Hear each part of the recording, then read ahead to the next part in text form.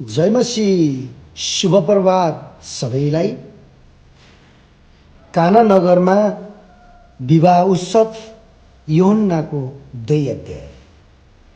तेस्रो दिन ग्यालिलको काना नगरमा एउटा विवाह थियो। येशूकी आमा त्यहाँ थिइन्।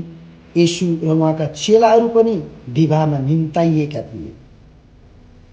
दाखमत सिद्धिएपछि येशूकी आमाले उहाँलाई भनिन्, तिनीहरूसित दाखमत छ? येशूले तिनलाई भन्नुभयो, हे नारी, मैले के गर्नुपर्छ मलाई नभन्नुहोस्, मेरो समय अझसम्म आइपुगेको छ। उहाँकी आमाले चाकरहरूलाई भने, उहाँले भन्नुभयो भए बमोजिम तिमीले गर।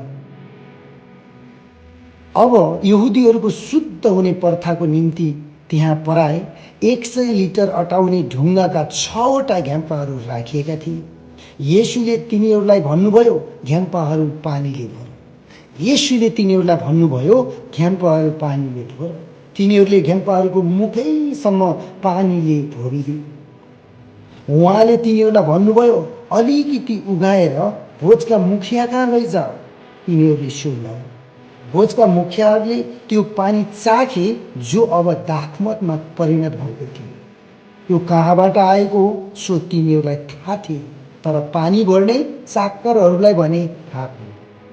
तब भोजका मुखियाहरूले दुलालाई बोलाएर भने, हरेक मानिसले पहिले असल दाखमत टक्राउँछ, अनि मानिसहरूले निकै खाइसकेपछि मात्र कमसल दाखमत राखिदिन्छ।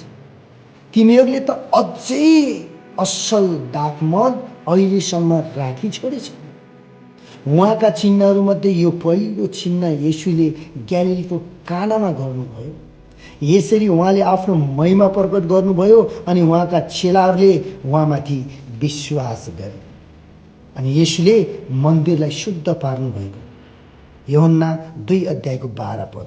त्यसपछि उहाँ आफ्ना आमा, भाइहरू र चेलाहरूसँग कफरनहुममा जानुभयो र केही दिन त्यहाँ बस्नु।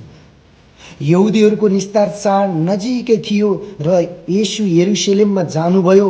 उहाँले मन्दिरमा गोरु, भेडा र ढुकुर बेच्नेहरू र पैसा साट्नेहरूले किनबेच गरिरहेका भेटाउनुभयो।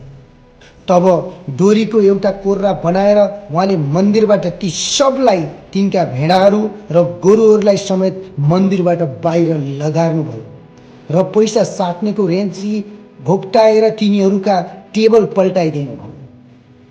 ढुकुर बेच्नेहरूलाई उहाँले भन्नुभयो, यहाँबाट यी सब थोक लैजाऊ, मेरा पिताको भवनलाई व्यापारको घर नतुल्ला। उहाँका चेलाहरूलाई धर्मशास्त्रमा लेखिएको यो कुरा याद भयो, तपाईँका भवनको जोसले मलाई जलाउनेछ। यहुदीहरूले उहाँलाई भने, तपाईँ यी काम गर्नुहुन्छ त यिनका निम्ति हामीलाई के चिन्ह देखाउनुहुन्छ? येशूले तिनीहरूलाई जवाब दिनुभयो, यस मन्दिरलाई भत्काइदियो र म 3 दिनमा यसलाई खडा गर्छु। तब यहुदीहरूले भने, यस मन्दिरलाई निर्माण गर्न 46 वर्ष लाग्यो र के तपाईँ यसलाई 3 दिनमा खडा गर्न सक्नुहुन्छ र? तर जुन मन्दिरको विषयमा उहाँ बोल्नु भएको थियो त्यो उहाँको शरीर थियो। जब उहाँ मृतकबाट उठाइनु भयो तब येशूले भन्नुभएको यो कुरा चेलाहरूलाई स्मरण भयो र तिनीहरूले धर्मशास्त्रमाथि र येशूले बोल्नुभएको वचनमाथि विश्वास गरे। जब उहाँ निस्तार चाडका भोजको बेला यरुशलेममा हुनुहुन्थ्यो तब उहाँले गर्नुभएका चिन्हहरू देखेर धेरैले उहाँमाथि विश्वास गरे। तर येशूले आफैलाई तिनीहरूको भरमा छोड्नु भएन, किनभने मानिस के हो भनी उहाँ जान्नुहुन्थ्यो। उहाँलाई मानिसको विषयमा कसैले सिकाउनु आवश्यक भएन।